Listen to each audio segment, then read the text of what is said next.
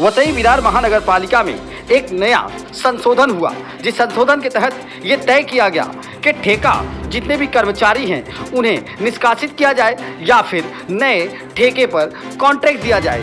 अब जैसे ही ये मामला प्रकाश में आया वैसे ही अफरा तफरी का माहौल मच गया और इस माहौल का अब कुछ राजनीतिक दल फायदा उठाना चाहते हैं। एक तरफ जहां बात चल रही है सर्वदलीय मोर्चे की, वहीं अब सभी दल अपने अलग अलग राग अलाप रहे हैं। ठेका कर्मचारी को अवश्य लाभ होना चाहिए। हम लोग कांग्रेस पार्टी की तरफ से ये बात नाना पटोले तक पहुंचा चुके हैं और हम समय आने पर कोर्ट तक भी जाने को तैयार हैं। अब इस राग रागनी के चक्कर में गरीब मजदूर फंसेंगे, क्योंकि राजनीति मजदूरों पर भी हो रही है। और ये मैं नहीं कहता, ये आरोप लगा रहे हैं रामदास वाघमारे, जो भारतीय राष्ट्रीय कांग्रेस पार्टी के SC/ST सेल से पालघर जिला अध्यक्ष हैं। एक तरफ भारतीय जनता पार्टी भी कह रही है मजदूरों के साथ हूँ, वहीं वो आरोप लगा रही है कि मजदूरों के साथ के जो दावे बहुजन विकास आघाड़ी करती है वो निराधार है, गलत है। इंकलाब न्यूज लाइव, खबरों का एक्सप्रेस। आपको मैं पहले करेक्ट कर देना चाहता हूं कि सीधे तौर पे भर्ती प्रक्रिया की शुरुआत वसई विरार महानगर पालिका में की जा रही है और उस भर्ती प्रक्रिया में जो है नए लोगों को भर्ती न किया जाए। पहले से ही पिछले 14 साल से वसई विरार महानगर पालिका की स्थापना होकर हो चुके हैं और तब से लेके बहुजन आघाड़ी सत्ता में बनी हुई थी। उन्होंने अपने जान पहचान वाले लोगों को या यहाँ के भूमि पुत्र को नौकरी पे लगाया हुआ है, लेकिन वो सब ठेका कर्मचारी है। और अब जब पात्रता के हिसाब से उनको नौकरी पे रखने की बात हो रही है तो हो सकते हैं वो लोग क्राइटेरिया से बाहर निकल जाए, क्योंकि बहुत से लोग 15-15, 20-20 साल से वसई विरार महानगर पालिका में ठेका कर्मचारी के तहत सेवा प्रदान कर रहे हैं। तो मैंने इसी 11 जनवरी 2023 में वसई विरार महानगर पालिका को एक पत्र लिखा गया था कि जो भर्ती प्रक्रिया है उसमें ठेका कर्मचारी को प्राथमिकता दी जाए, क्योंकि उनका अनुभव भी वसई विरार महानगर पालिका को काम आ सकता है और उन्होंने यहाँ पे सेवाएं प्रदान की हुई है। उस वजह से जो भर्ती प्रक्रिया चालू होने वाली है उसमें ठेका कर्मचारी जो पहले से कार्यरत है उनको प्राथमिकता दी जानी चाहिए।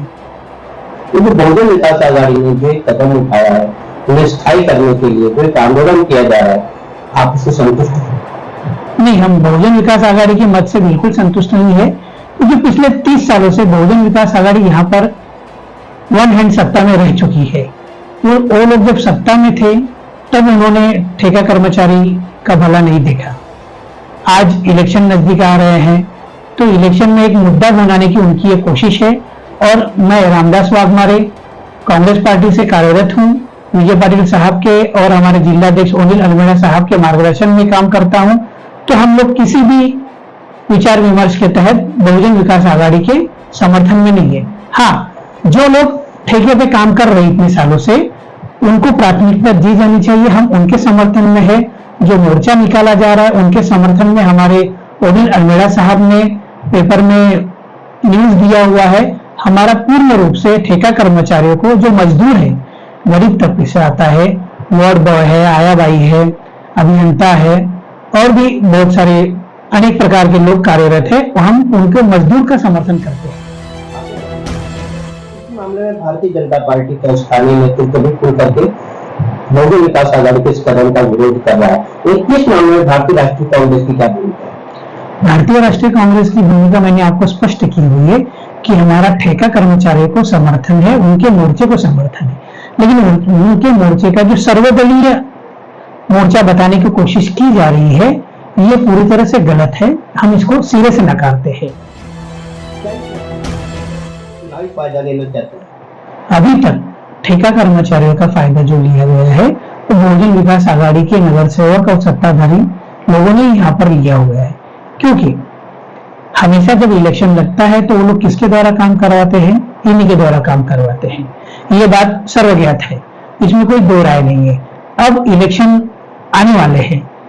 आपको बता दूं कि 28 जून 2020 में महानगर पालिका का कार्यकाल समाप्त हो चुका है। अपने यहाँ पे प्रशासकीय कार्यकाल चालू है। तो बहुजन विकास आघाड़ी एक तरह से यहाँ पर सत्ता में नहीं है।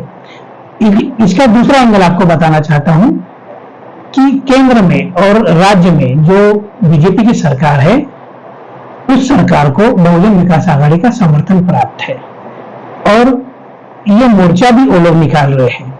अगर उनको ठेका कर्मचारियों के हित में अगर कुछ करना है तो सीधा मुख्यमंत्री से बात करनी चाहिए, पीएम से बात करनी चाहिए। उनको तो बाएं हाथ का खेल है, लेकिन उनको दिखाना है कि हम तुम्हारे लिए कुछ कर रहे हैं। ये सिर्फ एक दिखावटी है।